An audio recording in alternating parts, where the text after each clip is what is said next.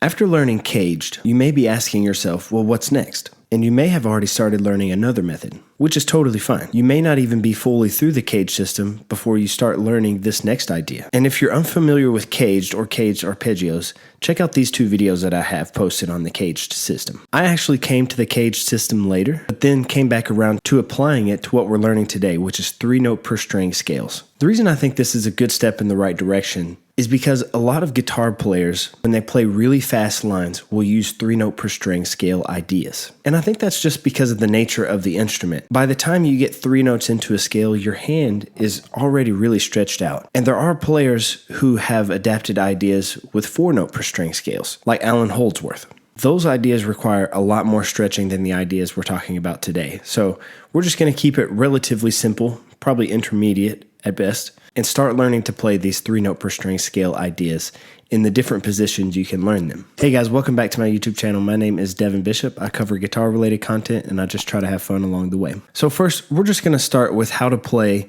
G major with 3 notes per string. So what you're going to do is you're going to start on the 3rd fret of the 6th string and you're going to play 3, 5, and 7 with your index finger, middle finger, and pinky. And that would be like this. Now the nice thing about this first position is the string underneath will match. So you have 3, 5, 7, then 3, 5, 7 on the 5th string. Then when you go to the next string, you have 4, 5, 7, and then that also will repeat on the next string below that. And for this position, you're going to be using index finger, middle finger, and pinky again. Then on the 2nd string, you're going to play 5, 7, and 8. And you're going to be switching to using your ring finger now. So you're going to be playing index finger, ring finger, and pinky. And then the 1st string is going to be the same as that string. So altogether you have this idea.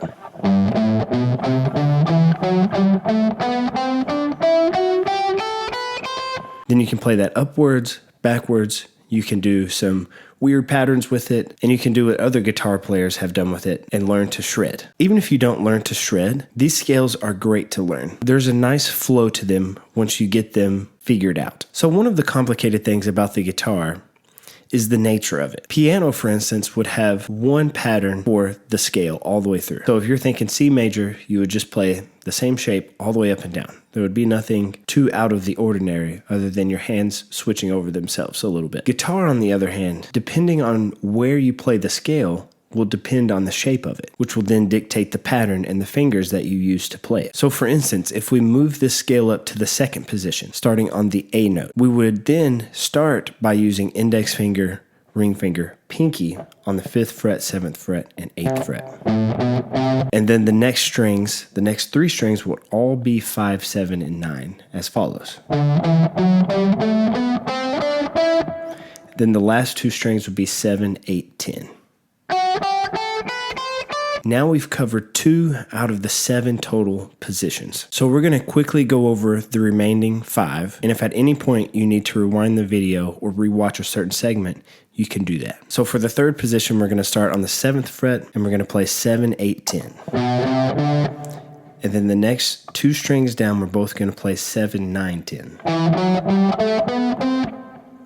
Then the next string down, we're going to play 7, 9, and 11. Then the next 2 strings, we're going to play 8, 10, 12. Moving on to the 4th position, we're going to start on the C note, which is the 8th fret of the 6th string, and we're going to play 8, 10, 12. Next string down, we're going to play 9, 10, 12. Next string is the same. Then the next string, we're going to play 9, 11, 12. Then the next string, we're going to play 10, 12, 13. Then the next string, we're going to play 10, 12, 14. So this one is a bit of a weird one. This is Lydian, but in this instance, it would be G major. And it may take you some time to get that one, but spend some time on it and you'll get it. Now the 5th position, we're going to be starting on the D note, 10th fret. And we're going to play 10, 12, 14. And we're going to play 10, 12, 14 on the next 3 strings. Then the next string, we're going to play 11, 12, 14. Then the string below that, 12, 13, 15. And then we're going to play 12, 14, 15 on the next string. Now to the sixth position, we're going to start on the E note of the sixth string, and we're going to play 12, 14, 15. Same thing on the next string down, 12, 14, 15. Then the next two strings are both going to be 12, 14, 16. Then the next string down is going to be 13, 15, 17. Then the last string is going to be 14, 15, 17. And now for the last position, we're going to start on the 14th fret, or the F sharp, and we're going to play 14, 15, 17. We'll play that same thing on the next string down, 14, 15, 17. Then we'll play 14, 16, 17 on the next string down. Same thing on the next string down. Then the second string, we're going to play 15, 17, 19. And then same thing on the next string down. Now, if you played all 7 positions, you would know the G major scale through the entirety of the neck. I'm going to demonstrate this by going up 1 position and coming down the second. So I'll go down 1, up 2, and then up 3, down 4, up 5, down 6, up 7, down 1. And that would be like this.